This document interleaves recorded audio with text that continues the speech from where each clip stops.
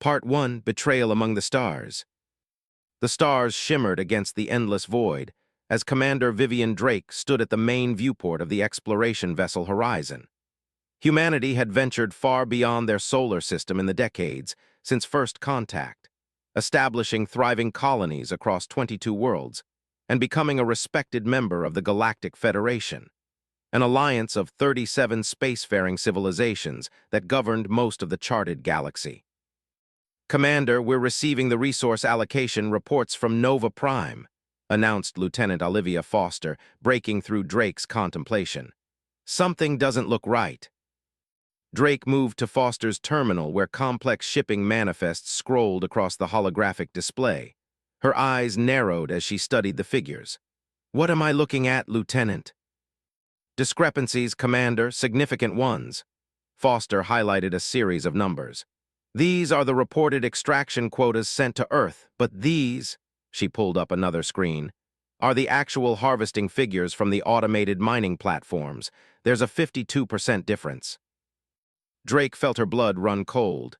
"That can't be right. Run the analysis again." "Already did, 3 times."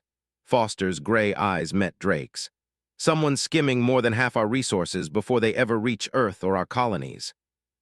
Over the next 2 weeks, Drake assembled a small, trusted team to investigate further. They worked in secret, accessing encrypted Federation communications and cross-referencing shipping data across multiple systems. What they discovered sent waves of fury through Drake's body. "It's not just Nova Prime," reported Chief Science Officer Dr. Marcus Hammond during their clandestine meeting in the ship's secure conference room. The veteran xenobiologist had been analyzing Federation species and politics for over 15 years. "Every human mining operation in Federation space shows the same pattern. Massive resource diversion authorized at the highest levels of the Federation Council." "Why haven't we noticed this before?" asked Chief Engineer Talia Reeves, her dark features tight with anger. "Because they've built the deception into the system from the beginning," Drake replied. "We never had access to the raw extraction data until we hacked into the mining platforms directly. The Federation has been controlling all the information we receive." Hammond cleared his throat. "There's more. Look at this demographic data." He projected a hologram showing population trends across human colonies. "Human population growth has decreased by 37% since joining the Federation. Initially, we attributed it to adaptation to space living conditions, but you found something else," Drake finished. Hammond nodded grimly. "These compounds." He displayed complex molecular structures. "They're present in all Federation medical supplements distributed to human colonies, subtle fertility suppressants masked as nutritional enhancements." Silence fell as the implications sank in. The Federation wasn't just stealing their resources, they were actively limiting humanity's growth. "Why?" asked Security Chief Nathaniel Park. "We've been model citizens, followed every regulation, paid every tribute." "Because we're too unpredictable," Hammond replied. "I found classified Federation risk assessments of member species. Humans are flagged as potentially destabilizing due to our rate of technological advancement and adaptability. We went from first flight to interstellar travel in under 2 centuries. That terrifies them." Drake stood, her decision made. "We need concrete evidence, enough to convince Earth's government, and we need to find out if we're the only ones being exploited." Over the next 3 months, the Horizon conducted what appeared to be routine survey missions while secretly gathering evidence across Federation space. They discovered 11 other junior species facing similar exploitation, though none as severe as humanity's. Using encrypted channels and trusted contacts, Drake established communication with resistance elements among these species. The Vexari, a crystalline race with natural affinity for quantum communications, proved especially valuable allies. Through their networks, Drake's crew gained access to the Federation's most secure databases, uncovering plans far more sinister than resource theft. "They're planning to dissolve human sovereignty entirely," Drake told her assembled officers, projecting the translated Federation directive. "Within 30 years, they intend to reduce us to managed species status, essentially glorified slaves used for labor in environments the elder races consider too hazardous for their own people. The senior officers stared in horrified silence at documents detailing the systematic dismantling of human independence. Generations of children would be conditioned to accept subservience through educational programs. Controlled breeding would select for docility and physical endurance. Cultural identity would be gradually erased through integration initiatives. "This ends now," Drake said, her voice like steel. "We have our allies, we have the evidence. It's time to break the chains they've been forging for us." Their opportunity arrived during the Federation's centennial concordance on the massive station orbiting Alpharix, the Federation capital. The Horizon was one of 5 human vessels permitted to attend. In secret, they had modified their ship with weapon systems disguised as scientific equipment and communication, arrays that could broadcast instantaneously across the entire quadrant. As the Federation High Arbiter presented the annual Progress Report, a masterpiece of deception portraying the Federation as benevolent guardians, Drake gave the signal. Lieutenant Foster activated the broadcast override, and every screen throughout the station switched to display the evidence they had gathered. "Citizens of the Galactic Federation," Drake's recorded message began. "What you are seeing is evidence of systematic exploitation and planned subjugation of multiple species, including humanity. The Federation leadership has stolen our resources, limited our growth, and planned our eventual enslavement." Chaos erupted in the Grand Chamber as translated data scrolled across every display. The High Arbiter's facial tentacles writhed in fury as he ordered security forces to shut down the transmission, but it was too late. The broadcast had already gone out to every human colony and outpost, as well as to the homeworlds of the other exploited species. "Arrest them," the Arbiter screeched as his guards moved toward the human delegation. Drake stepped forward unflinching. "Try it and face the consequences." On cue, hidden resistance cells activated across the station. The Vexari information specialists locked down all security systems. The reptilian Kresh, another exploited species with formidable military prowess, neutralized key security checkpoints. The delicate-looking but telekinetically powerful Ilaran created barriers between the Federation guards and the rebel delegation. "This station is now under the control of the Coalition of Free Worlds," Drake announced as representatives of the 11 allied species moved to stand beside her. "We demand immediate renegotiation of all treaties and full autonomy for all member species." The High Arbiter hissed in rage. "You primitive fools, you have no idea what you've done. The Federation maintains peace across 10,000 worlds. This rebellion will trigger chaos." "Better chaos than planned slavery," Drake replied. "We offered cooperation and received exploitation. Now you'll deal with us as equals or not at all." As she spoke, reports flooded in from across human space. Military installations were rising up. Colonial governors loyal to Earth rather than the Federation were taking control. The few Federation overseers stationed on human worlds were being detained. The rebellion had begun with a broadcast, but Drake knew it wouldn't end with words. The Federation controlled vast military forces and dominated galactic politics. They would not surrender their power easily. "Prepare for their response," she told her allies as they secured the station. "They'll try to isolate and crush each of us separately. We must stand together." Humanity unleashed. Admiral Julian Torres stood on the bridge of the UES Defiant, Earth's newest battle cruiser, as it emerged from hyperspace at the edge of the Proxima Centauri system. Alongside it appeared 42 other warships, the largest human fleet ever assembled. Some were purpose-built military vessels, others were hastily converted civilian ships now bristling with weapons. "Status report," Torres demanded, studying the tactical display. "Federation forces detected at the inner system defense perimeter," his tactical officer, Commander Diana Reyes, reported. 28 capital ships, approximately 60 support vessels. They've established orbital bombardment positions above New Horizon Colony. Tor's weathered face hardened. 4 months had passed since Commander Drake's broadcast exposed the Federation's true nature, and the galaxy had descended into open warfare. The Federation, enraged by the rebellion, had targeted human colonies for pacification, a euphemism for orbital bombardment followed by military occupation. All ships assume formation Echo, Torres ordered. Deploy phase shrouds. This would be the first large-scale deployment of humanity's newest weapon, quantum field generators that bent light and sensor readings around ships, rendering them nearly invisible. The technology had existed in prototype form for years, but had been restricted under Federation treaties. No longer bound by those limitations, human scientists had refined and deployed it with astonishing speed. Shrouds active, Admiral. Federation sensors show no detection. Beginning approach. Ground resistance has been alerted to prepare for counterattack. As the human fleet slipped past the Federation's outer sensor grid, Torres reflected on how rapidly everything had changed.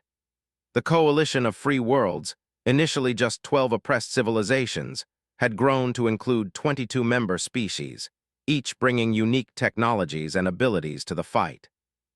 The Kresh provided advanced armor materials. The Vexari contributed unparalleled quantum encryption capabilities. The crystalline Novali, who communicated through light patterns, had helped perfect the phase shroud technology. And humans, adaptable, innovative, and now burning with righteous fury, had accelerated military research that had been deliberately stalled by Federation advisors for decades. "We're in position, Admiral," reported his second-in-command, Captain Hector Ramires. "Ground forces confirm readiness." Torres nodded. "Execute Operation Daybreak." The human fleet dropped their shrouds simultaneously and opened fire from point-blank range. The Federation ships, caught completely by surprise, had no time to raise their defensive shields. Phase torpedoes and concentrated plasma beams tore through their hulls. On the planet below, resistance fighters launched coordinated attacks on Federation ground forces. The battle was brief and devastating. Within 3 hours, the Federation fleet had been reduced to drifting debris, and their ground forces had surrendered to the colony's defenders. "Secure the system and assist the colonists," Torres ordered. "I want defensive platforms established before any Federation reinforcements arrive." Similar victories were occurring across human space as the carefully coordinated counteroffensive unfolded. The Federation, accustomed to overwhelming technological superiority, found themselves facing enemies who had spent months preparing specifically to counter their tactics and technology. On the diplomatic front, Commander Vivian Drake had transformed from ship captain to the key negotiator for the Coalition of Free Worlds. From their headquarters on the captured Federation station, now renamed Liberty, she worked to fracture the Federation's political coalition. "The Moraxian hegemony has agreed to withdraw from the Federation and recognize the coalition," she informed the Coalition Council during their daily strategic meeting. "That's the 4th major power to defect this month." Dr. Marcus Hammond, now serving as intelligence director, added, "Our information suggests the Federation is facing internal rebellion as well. Many of their member species are questioning the leadership after learning about the exploitation of junior members." The representative of the Kresh, war leader Craxus, raised a clawed hand. "We must press our military advantage now while the Federation is weakened. Their central fleet remains intact, gathering at Alpharix. If they consolidate their forces, this war could drag on for years." "Agreed," said Torres, attending via quantum hologram. "My analysts believe they're preparing for a massive counteroffensive. Our intelligence indicates they're activating weapons platforms that have been dormant for centuries." Drake nodded grimly. "Then we strike first. We've identified the location of their central military command hub, a massive installation orbiting the gas giant Helios IV. If we can capture or destroy it, we'll cripple their ability to coordinate a response." "Such an attack would be extremely risky," cautioned the Alaran representative, Elder Solari. "Their defenses will be formidable." "Which is why they won't expect it," Drake replied, "especially if we use our newest technology." Over the next 2 weeks, the Coalition assembled its forces. The plan was audacious. While diversionary attacks kept Federation attention focused elsewhere, a strike force led by Admiral Tors would target the command hub directly, using an experimental technology developed by human and Vexari scientists, quantum tunneling drives that could bypass conventional defenses by temporarily shifting ships into an alternate dimensional state. On the eve of the operation, Drake addressed the assembled commanders of the strike force from the bridge of Liberty Station. "Tomorrow we take the fight directly to the heart of Federation military power," she said, her voice steady. "They believed they could subjugate us because they saw us as primitive, predictable, and weak. They failed to understand that humanity's greatest strength is our response to adversity. We adapt, we innovate, we overcome." She gestured to the holographic display showing the combined coalition fleet. "And we don't stand alone. Together with our allies, we've accomplished in months what the Federation thought impossible, creating a united front against tyranny that spans the galaxy." As the commanders dispersed to their ships, Drake turned to Hammond. "Are the final preparations complete?" He nodded. "The quantum tunneling drives are installed on all primary vessels. The diversionary attacks begin in 6 hours, and our special package is ready for delivery." Drake smiled grimly. "Then it's time to show the Federation exactly what they've awakened." The next day, Federation sensors detected coalition fleet movements in 7 different sectors, each appearing to target vulnerable Federation outposts. As their forces scrambled to respond to these threats, Admiral Tor's strike force made its move. "Quantum tunneling drives engaged," reported Commander Reyes as the fleet of 30 ships approached the massive command hub. The vessels shimmered and partially phased out of normal space, becoming ghost-like as they passed directly through the outer defensive perimeter. When they rematerialized less than a kilometer from the hub, the Federation defenses responded with panic rather than coordination. Tor's fleet opened fire with precision, targeting communication arrays and weapon platforms while avoiding critical life support systems. "We're receiving their surrender," Reyes announced after less than an hour of fighting. "They're standing down weapons." Tors nodded. "Boarding teams move in, secure the command center and all data cores." As coalition forces took control of the hub, they uncovered a treasure trove of intelligence, including the Federation's contingency plans, the locations of hidden fleets, and perhaps most importantly, the command codes for the automated defense systems protecting Alpharix itself. "This changes everything," Drake told the Coalition Council when Tors transmitted the findings. "With these codes, we can neutralize their central defenses without a direct assault. We can end this war without further bloodshed." On Alpharix Prime, Supreme Chancellor Calarax faced the grim reality of their situation, as emergency alarms echoed through the grand chambers of the Federation capital. "Impossible," he hissed as reports flooded in. "How could they have obtained the command codes?" "It appears the humans have been more thorough in their infiltration than we anticipated," Science Director Nyxara observed. "They've disabled our automated defense grid. Our orbital platforms have been neutralized." "The Sentinel fleet is currently engaged in the Orion sector, drawn there by what we now know was a diversion," Security Director Zoltan interrupted. "Chancellor, we must face facts. Our military position is untenable." Before Calarax could respond, the chamber's communication system activated on its own, projecting the image of Commander Vivian Drake. "Supreme Chancellor Calarax," she began, "your military command hub has fallen. Your defense grid is under our control. Your fleet is scattered and cannot return in time to prevent orbital bombardment of Alpharix Prime. However, unlike the Federation, the Coalition of Free Worlds does not believe in subjugation. We offer terms." Calarax's inner eyelids flickered rapidly as he processed this disaster. "What terms?" he finally asked.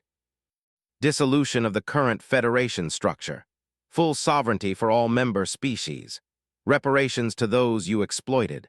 And a new galactic conquered based on equal representation and transparent resource sharing. You would destroy 10,000 years of civilization. The lesser races are not ready for such responsibility." Drake's expression hardened. Your civilization was built on theft and planned enslavement, and we've proven ourselves more than ready by defeating you. These terms are non-negotiable, Chancellor. You have 6 hours to respond." As the projection faded, Calarax looked around at his council members and saw resignation in their postures. "The age of the Federation is ending," Nyxara said softly. "Perhaps it is time to adapt as the humans do." 3 days later, on the neutral world of Terra Nova, representatives from all former Federation species gathered for the signing of the Galactic Concord. The document established a new interstellar governance based on principles of sovereignty, mutual aid, and transparent resource sharing. No longer would any species be designated junior or managed. Each would have equal voice in the new Council of Worlds. As Drake watched the proceedings from her position among the human delegation, Hammond approached with a data tablet. "Reports from Earth," he said. "The resource shipments have already increased by 300%. Our colonies are receiving what was stolen from them for decades. It will take time, but the damage the Federation inflicted on our development is being reversed." Drake nodded, watching as species that had been enemies weeks ago now exchanged formal greetings. "And the population controls. The fertility suppressants have been neutralized. Our medical teams expect birth rates to return to normal within a year." A troubled expression crossed Drake's face. "Do you ever wonder if we did the right thing? The Federation maintained peace for millennia, even if it was a peace built on lies and exploitation." Hammond considered this. "I think about it every day, but I remember something my grandmother used to say: true peace cannot exist without justice." What the Federation created wasn't peace, it was suppression. As the ceremony concluded with the formal dissolution of the old Federation and the establishment of the Concord, the assembled delegates rose in unified applause. Species that had never been allowed direct contact now formed diplomatic and trade agreements.